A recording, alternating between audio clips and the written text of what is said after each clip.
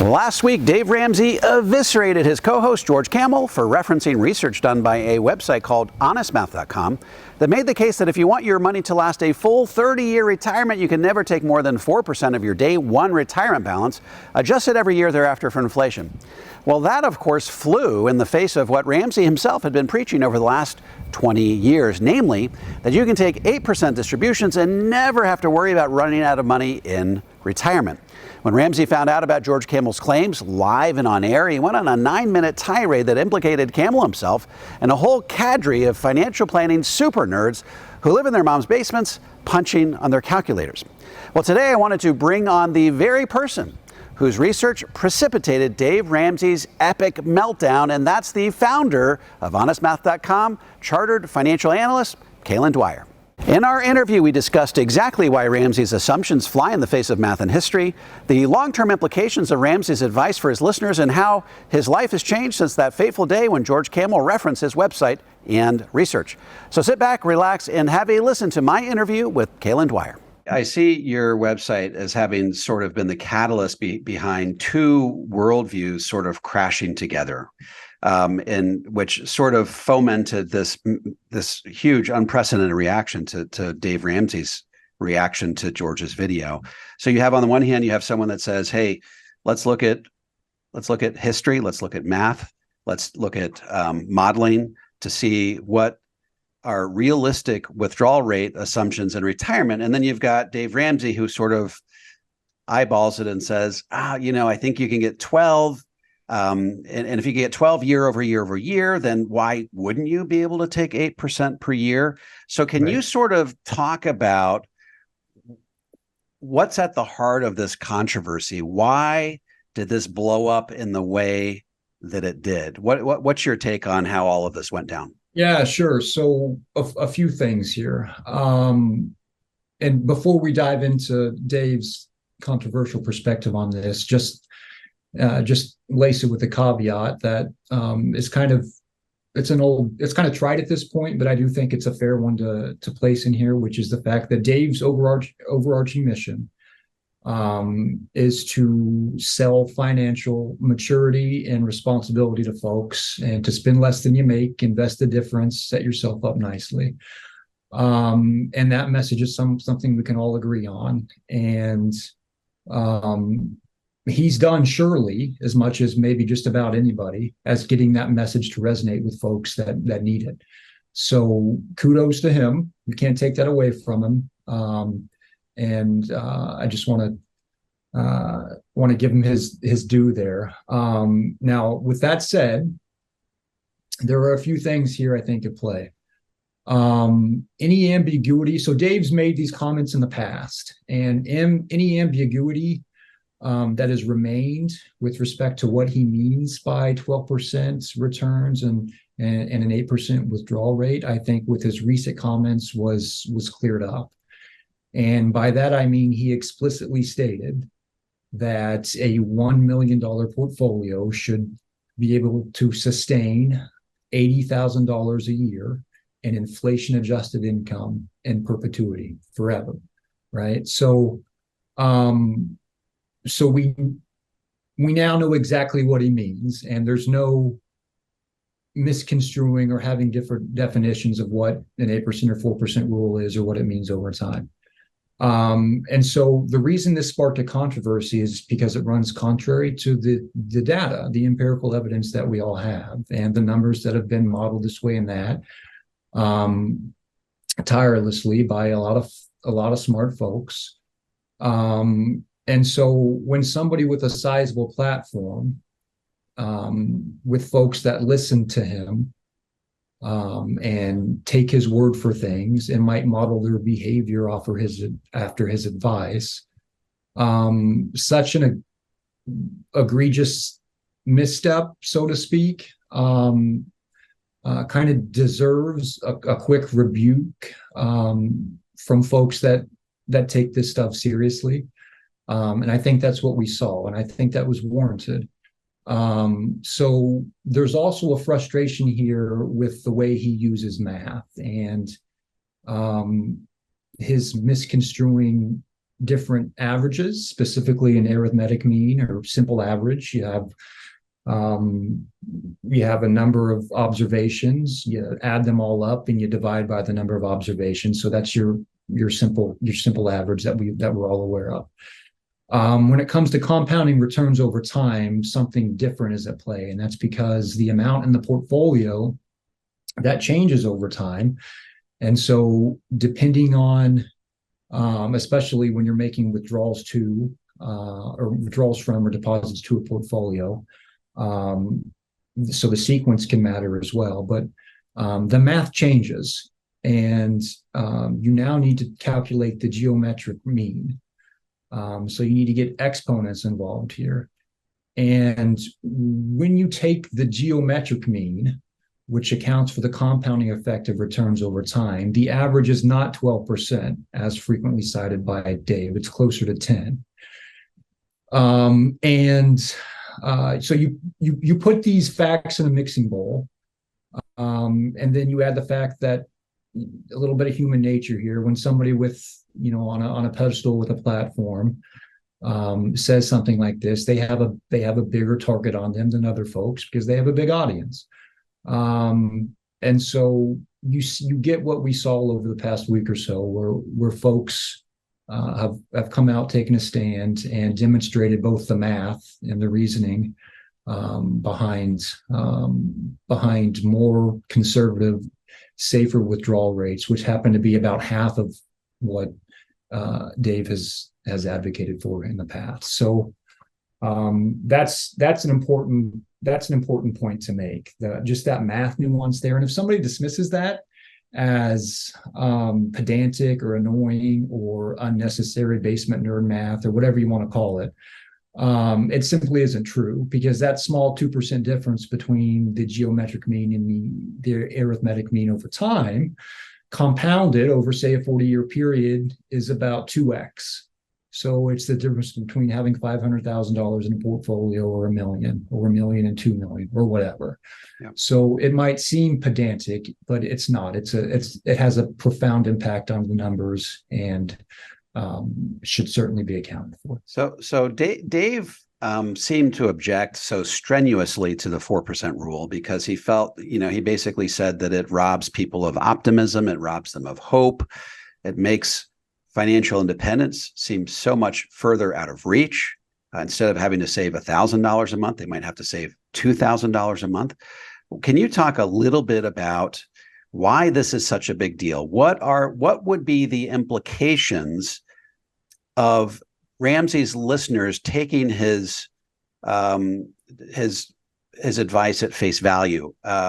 You're going to grow your money at 12%. You can take 8% distribution rates. What's the big deal? What's the big deal if people take all that on face value? What would be the implications for their particular financial lives? Well, if you withdraw more money from a portfolio, then it can mathematically withstand to have withdrawn from it over time. And the rate at which you withdraw doesn't align with your own timeline, then you risk running out of money, to put it bluntly. And you're kind of rolling the dice. Historically, there have certainly been periods where especially if you're entirely in equities, an 8% withdrawal rate or more can sustain you for decades. And that's important to acknowledge. That is true. It can happen, but the stars align, right? Right. It certainly isn't prudent or pragmatic to plan on that happening based on the data that we have. And if you literally follow Dave's advice, your risk of running out of money is very, very real, and would have happened a number of times in relatively recent history, depending on when you decided to retire. So someone on social media, I forget who, but somebody recently pointed out, and I went back and checked the numbers, and they're right. Had you retired in around 2000, and you followed Dave's math and invested in the funds as he's advocated for, your money would last 12 or 13, would have lasted 12 or 13 years. So real life's a little more complicated to that, and we can get in the weeds if we want to. Hopefully folks would see that their money's running out and they would adjust their spending accordingly. But if they didn't, they'd run out of money. So Yeah, it affects folks. It's if folks are listening to your advice, and if you've got a platform like this, the size of Dave's, they are undoubtedly, some more seriously than others, but folks are still paying attention. And to the extent that they try to literally incorporate that advice, it could mean serious trouble for folks. Yeah, it's sort of interesting reading a lot of the comments that came onto my recent video about the Ramsey meltdown, and you had a lot of Ramsey followers that said, "Look, I've been doing the 8%, and it's not been working out for me. It's too much. My money is sort of getting spent down a lot quicker than I ever thought possible." You've even have some people that are doing the 4% rule that are talking about how things aren't going well for them. I think those are obviously outlier scenarios, but I've got a hypothetical for you here, Kaylin. Let's say Dave Ramsey invites you. He says, "Look, I've heard you. I've heard what everybody's been saying. I've been too proud. I've not been paying attention to the math and history and what the academics are saying about this." So he invites you on the show and he says, let's establish some guardrails for our listeners. Let's throw the 8% out the window. Let's throw the 12%, year over year linear returns. I was wrong. Let's establish some new rules for our listeners. And I'm looking at honestmath.com for some guidance here. So what would you say? What sort of guardrails would you lay out there? Yeah. So first of all, so can I go back to the hope stilling thing real quick? You sure can. I want to address that because I think there's an important point here, which is that, all right, so one of the reasons I think Dave's success, he's had so much success is the entertainment factor. I don't think there's any doubt about that. He's very passionate. He can be pretty bombastic. He won't hesitate to call folks morons or idiots or whatever. And he brings kind of a comedic, irreverent flavoring to his show. Folksy, right? Yeah, for sure. Right, exactly. And it makes his show compelling. It does. It's funny sometimes. But with regard to the hope stealing thing, if you're a financial advisor and a client is entrusting you to help them make reasonable decisions with their money and their spending and to set goals and parameters, then part of your job is setting reasonable, pragmatic expectations.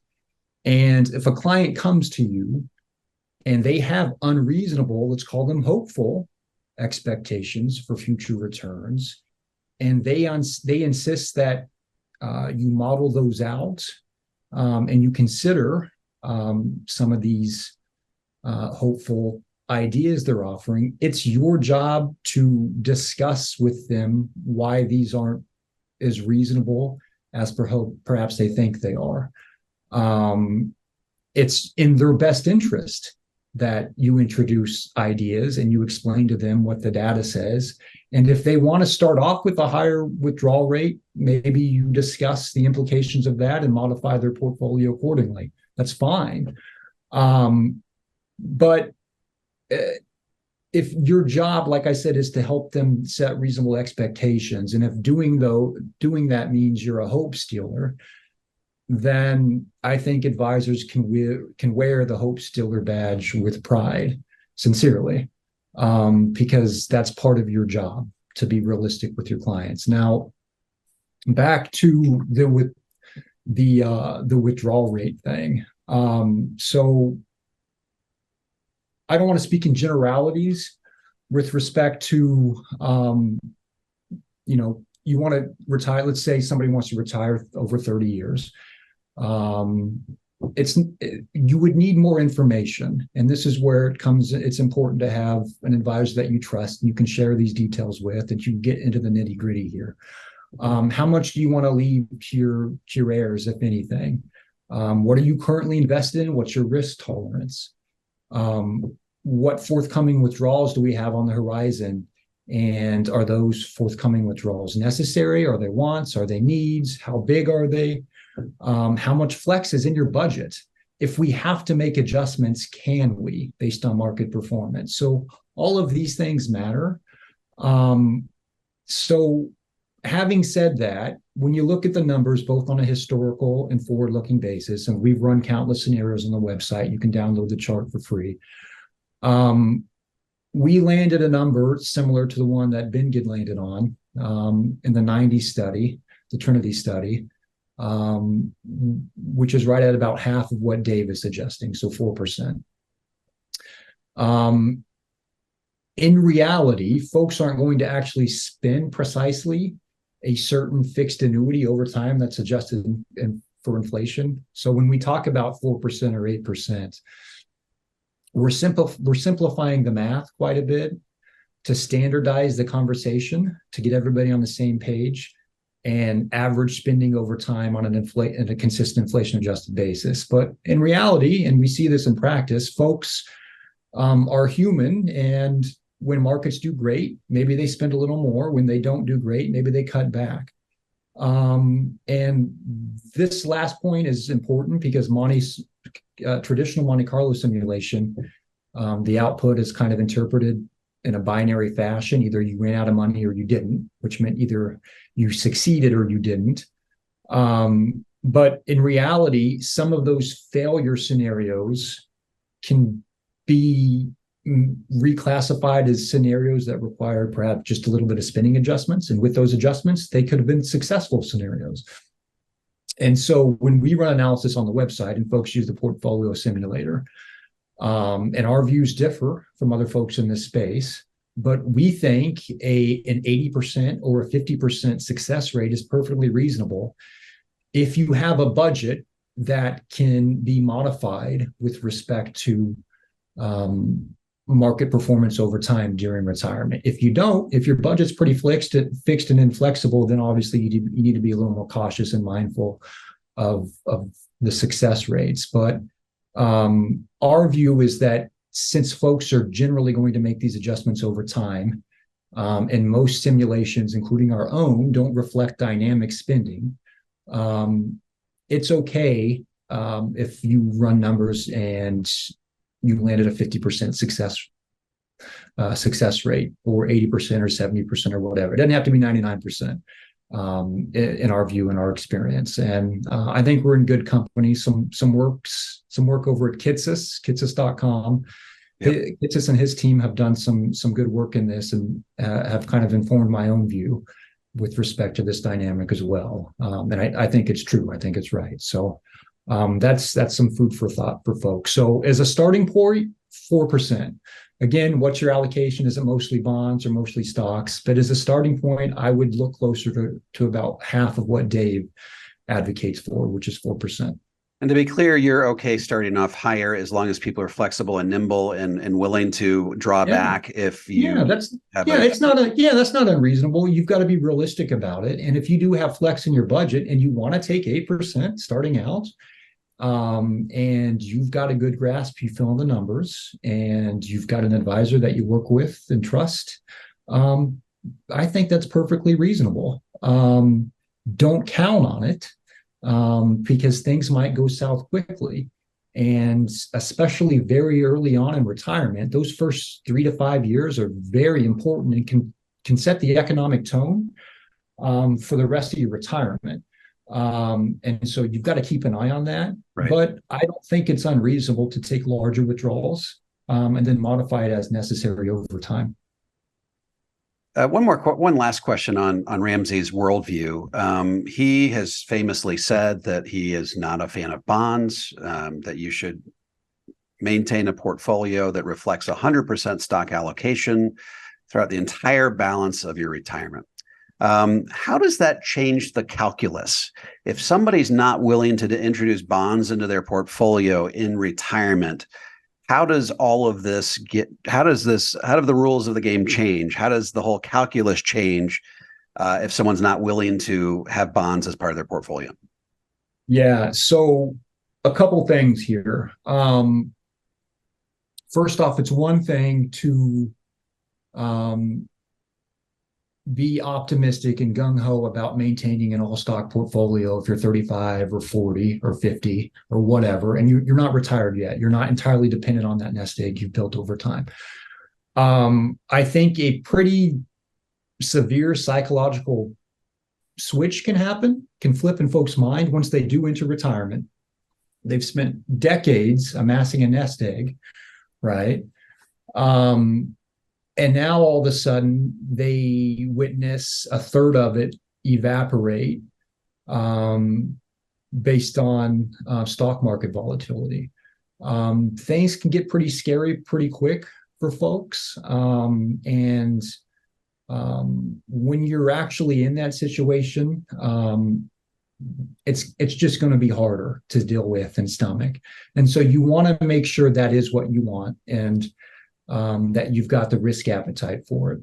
But another question you've got to ask yourself is, if you've got a portfolio, if you've amassed a portfolio over a lifetime of working, and you can put a portion of that in less risky investments and still produce enough income to meet all your goals and maybe have some left over, then that introduces the question of, why are you taking excess risk? And maybe you'll look at that question, you'll address it in detail, and you'll decide that excess risk is appropriate for you.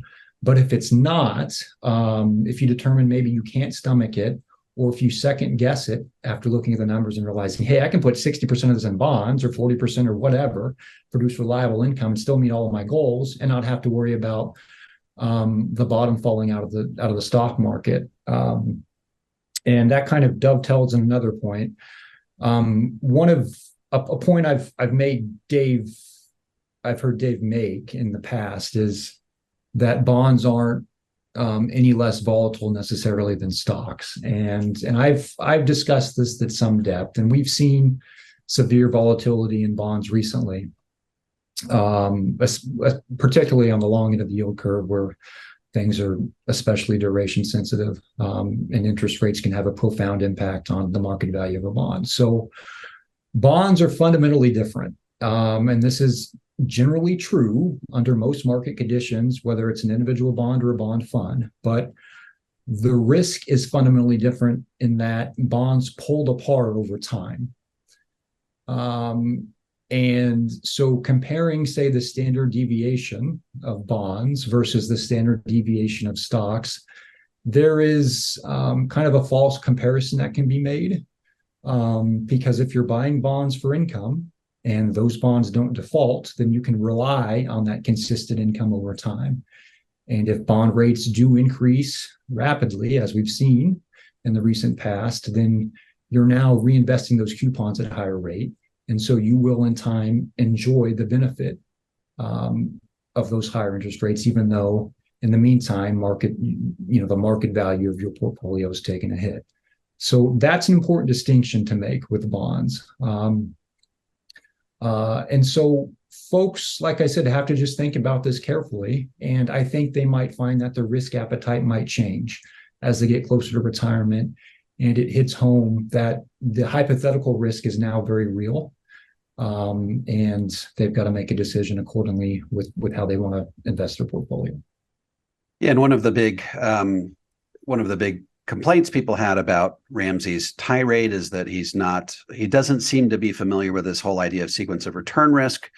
And of course, when you're 100% invested in stocks, the swings in the market tend to be much wider, and that exposes you. It sort of exacerbates sequence of return risk for the investor. So good. Well, Kaylin, you've been very, very generous with your time. If people can obviously find out about you at honestmath.com, is there any other resources that they can go to learn more about you?